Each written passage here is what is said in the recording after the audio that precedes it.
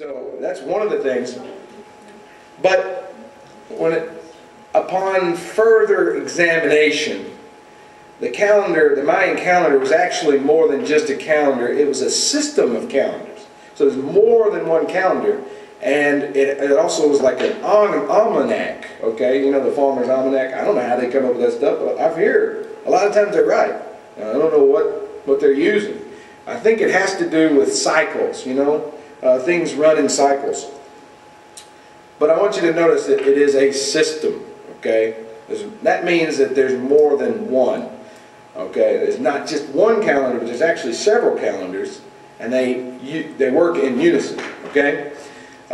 These calendars can be synchronized and interlocked, thus their combinations give rise to more extensive cycles. In other words, they see the week, I don't know that they see the weekly cycle, but they see the daily cycle, the monthly cycle, the yearly cycle, the seasons, but then I'm having trouble talking. Combining those, they come up with even bigger cycles, okay? So we're talking about a cycle system, a system of cycles. Well, now of these calendars, there's two particular. One is called the calendar round, okay, and that's the one that it tells them when the eclipses are going to come. They know all kinds of stuff on that one. The other one, however, is called the long count, okay, and this is the one where they're getting the 2012 date from, okay. The long count, now listen to this, the long count measures the time, and notice it's in quotations. This is straight off the History Channel. The long count measures the time elapsed since the mythical beginning of the Mayan civilization. Okay, I want you to notice what it said. Mythical beginning. Okay? So we've already gotten into an area that's not particularly scientific, right? Another thing that I need to point out before we get too much further is, in the ancient times, religion and science were not separated. They were actually all kind of mixed together. I mean, you notice this guy, he's studying the stars, but he's got a thing on the wall over there. Anybody know what that is? That's the zodiac. Okay, so it's all kind of mixed together. In our society, we have tried really hard to separate them. In fact, I think we've tried too hard to separate them. There is a balance between religion and science. What's his name? Einstein. I have a quote from Einstein on my MySpace page that says that without science, religion without science is blind, and science without religion is lame. So there is a healthy balance, but you have to understand that what we're talking about right now is not just science. There's also religion mixed into it. Okay. Now listen to this. This is also a quote from the History Channel. After years of collecting data from astronomy, archaeology, and iconography.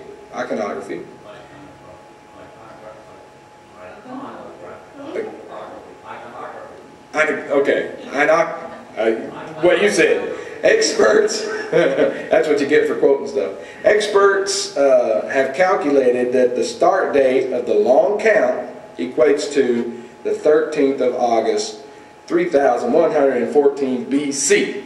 So that's when it all starts, according to, but remember, that's a mythical beginning, okay? So, when does the long count end?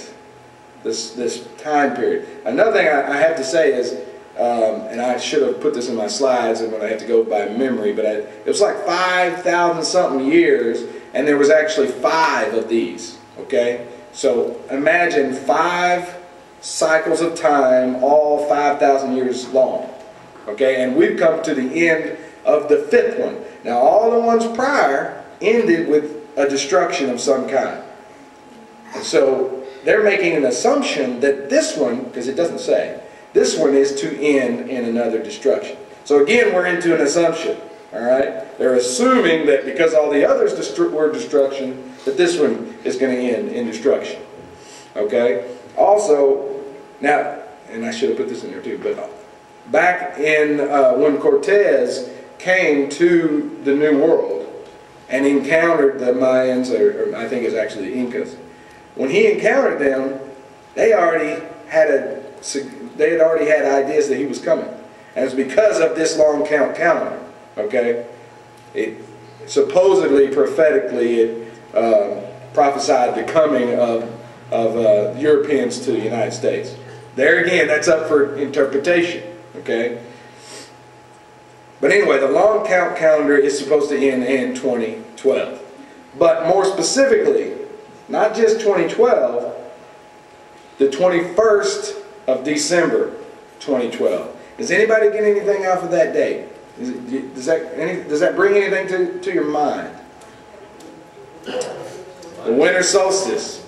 It's the winter solstice. So again, we're going into what? We're going into some paganism ideas. Because winter solstice is, yeah, that is a time period, but it has to do, you know, with worship of God, of the sun, and different things like that.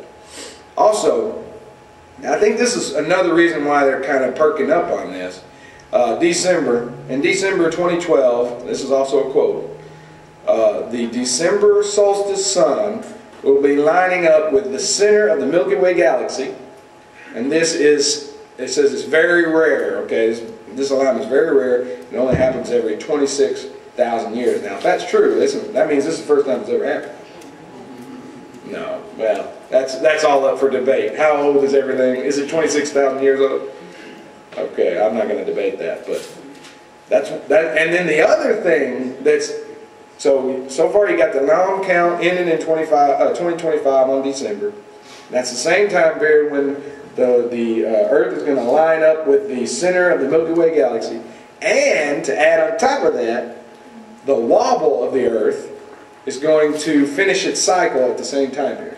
And I don't know if you know about the wobble. The Earth is actually wobbling, and it's called precession. I don't know. This is all new to me too, okay?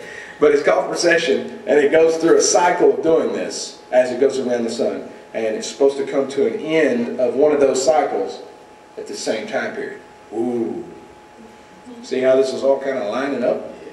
I can see what they're doing, you know, I can say. But the big problem I have, okay, well, here's the three things. Winter solstice, sun lining up with the Milky Way, and a completion of the wobble cycle, okay, of the Earth. There's three things going to happen. Plus, this is the end of the Mayan long count, okay? But again, I have to recall you back to my earlier statement, and that is that in ancient cultures, they did not separate science and religion. So this long count it's like I told you already, it started out with a mythical beginning. So, you know, yeah, it'll probably end mythical. I'm not saying nothing will happen, okay? I'm not saying that. But I'm saying that I really seriously doubt it. Why should we believe the Mayans? Again, this is all a tangle of science and religion, right? And again, the long count starts with a mythical beginning of the Mayan civilization. Can you see what's going on in that picture? That's a relief, and I don't remember if it was Aztec or Inca or Mayan, but they're all interrelated, they're all kin, but that's actually a human sacrifice going on in that picture. We're talking about taking prophetic information from pagans who sacrificed humans. I just don't think that I want to take their advice personally. What's the scripture say? You know, that a man that takes ungodly advice, you know, or something about counsel of the wicked. Yeah, I should have put that scripture in here. That'd have been a good one. Anyway, another problem that I have with this whole concept is the picture you see on the, well, that would be your left. Does anybody know what that is? That's actually a Jewish zodiac.